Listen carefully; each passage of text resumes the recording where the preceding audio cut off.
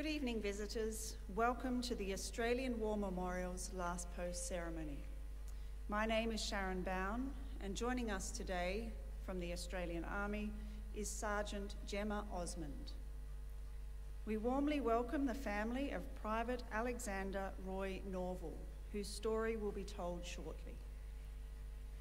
This evening marks the eve of both the centenary of the Battle of Hamel and Independence Day in the United States of America. We take this opportunity to acknowledge our strong bonds with the United States, the origins of which are in the Battle of Hamel.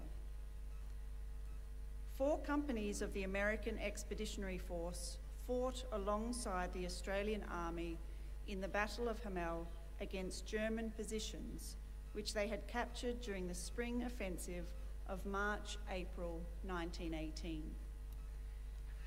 There were 1,400 Allied casualties, 775 Australians and 39 Americans were killed. German casualties were much higher, with an estimated 2,000 men killed and 1,600 captured.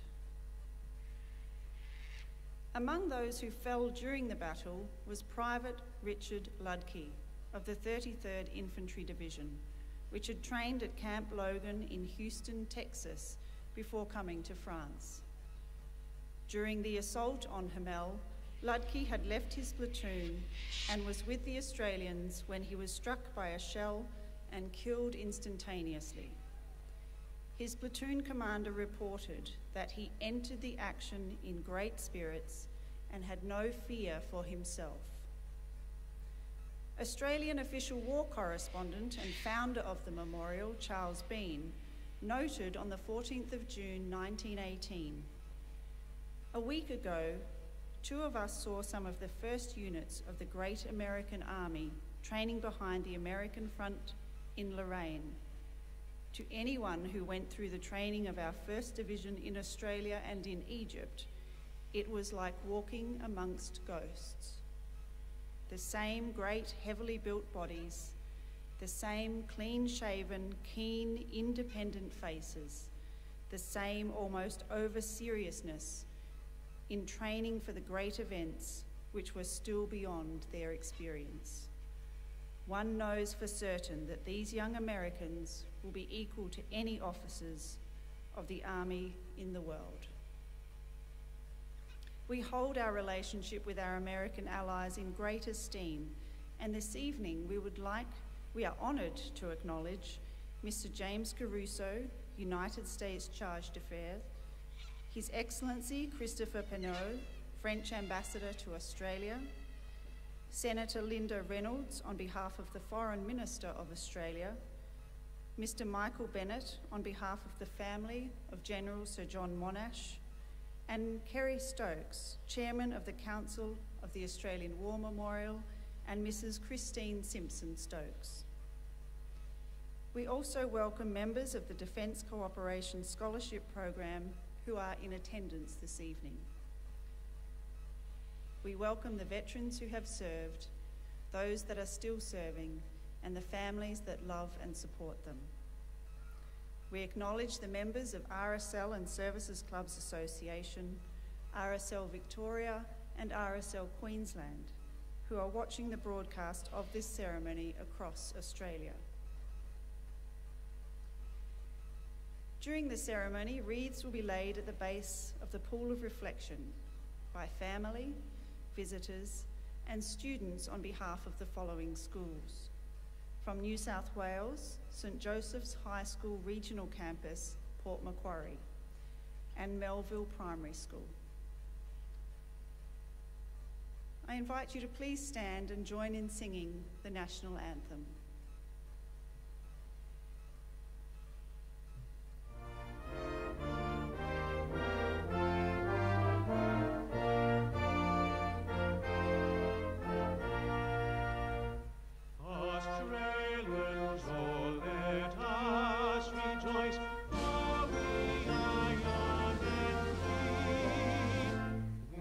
Golden soil and wealth for toil, our home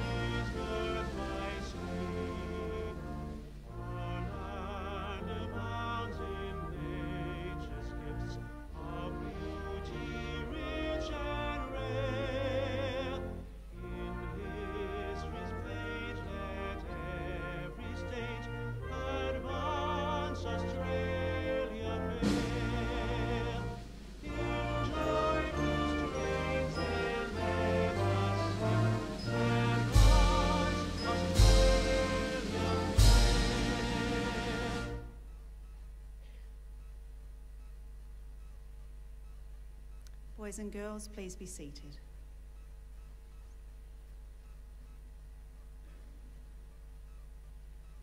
The Australian War Memorial was the vision of Charles Bean, Australia's First World War official historian. Bean landed with the Australian troops on Gallipoli and stayed with them at the front through to the end of the war. The idea of this national memorial and museum came to him at Pozières, France, in the depths of the bloody fighting of 1916. Bean's idea was that this would be a place where families and friends could mourn loved ones buried in faraway places. It would also be a place that could help all Australians understand what these men and women had endured and what they had done for us. Bean's vision, to which we remain true, is best expressed as inscribed in the entrance to the memorial's galleries. Here is their spirit, in the heart of the land they loved, and here we guard the record which they themselves made. Tonight we will read the story behind just one of those on the Roll of Honour, which lists the names of more than 102,000 men and women who have given their lives for us in war and on operations for more than a century. But first, we present a lament, Flowers of the Forest. Wreaths and floral tributes will now be laid at the base of the pool of reflection.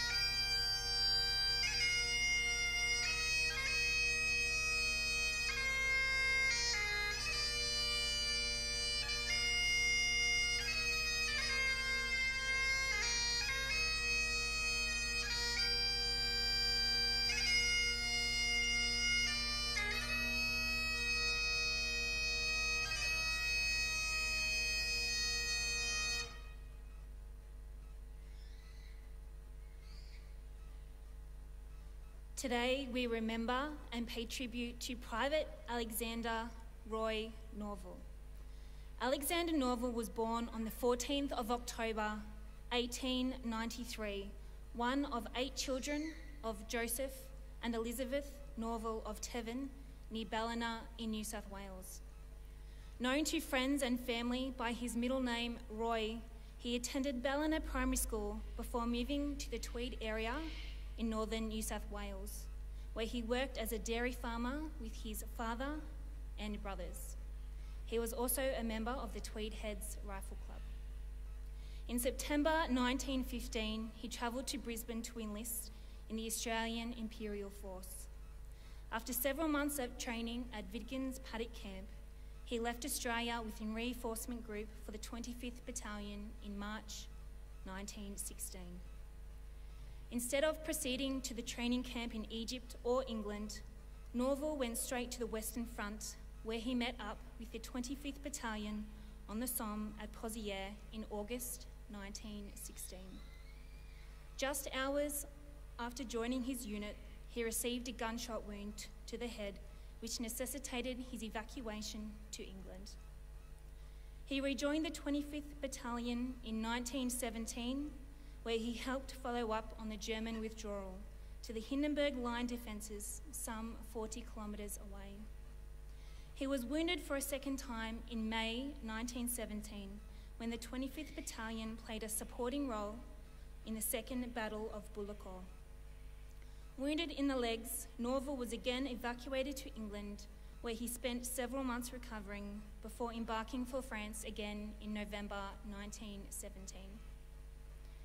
In April 1918, Norvill took part in the fighting during the German offensive, in which the 25th Battalion fought a series of long-running skirmishes against German troops in and around the village of Molencourt. It was spared the fighting for Villers-Bretonneux over the following weeks, but was involved in the attack on Hamel on the 4th of July 1918. Norvill's Charlie Company had been assigned a supporting role in the assault on the German positions near Hamel and Vere Woods, which the Australians successfully captured in the hours before dawn. The 25th Battalion was in the process of consolidating the ground gained when a German shell landed directly in the trench in which Norvill was standing. He was killed instantly. His remains were hastily buried behind the Australian front line and were later reinterred at Crucifix Corner Cemetery at Villers-Bretonneux. But in the 1920s, when the Imperial War Graves Commission sought to replace his temporary grave marker with a proper headstone, his remains could not be found. Among the personal effects returned to the Norvill family was his identity discs, which he left his body without any means of identification. It is likely he is one of the 191 unidentified burials in Crucifix Corner Cemetery, but today his name is among those commemorated on the Australian National Memorial at Villers-Bretonneux. According to his platoon sergeant, Norvill was a good lad. Had he lived, he would have been recommended for a decoration. He was also sorely missed by his bereaved family. On the anniversary of his death in 1919, his sister, brother-in-law, and family friends wrote the following epitaph in his honour. Just when his life was brightest, just when his hopes were best, his country called, he answered, now in God's hands he rests. His name is listed on the honour roll on my right, among almost 62,000 Australians who died while serving in the First World War. His photograph is displayed today beside the pool of reflection. This is one of the many stories of service and sacrifice told here at the Australian War Memorial. We now remember Private Alexander Roy Norvill, who gave his life for us, for our freedoms, and in the hope of a better world.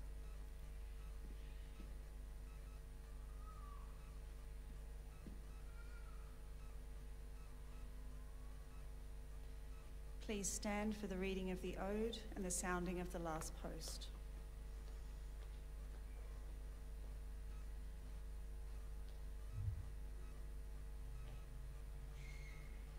They shall grow not old, as we that are left grow old. Age shall not weary them, nor the years condemn.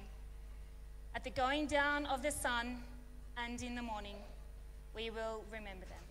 We will remember them.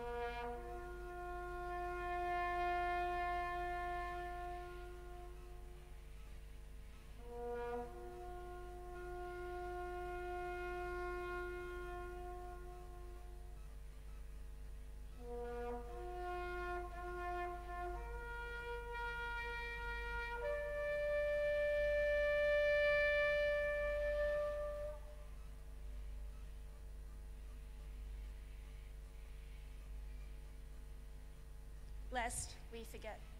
Lest we forget.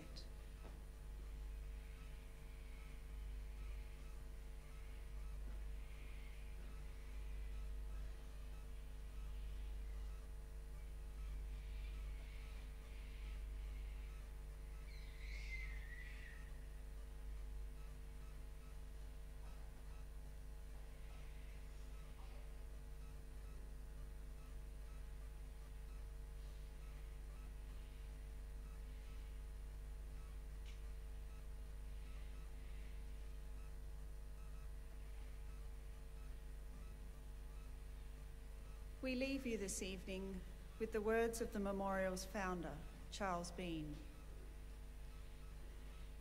Many a man laying out there at Poziere or in the low scrub at Gallipoli, with his poor tired senses barely working through the fever of his brain, has thought in his last moments, well, it's over.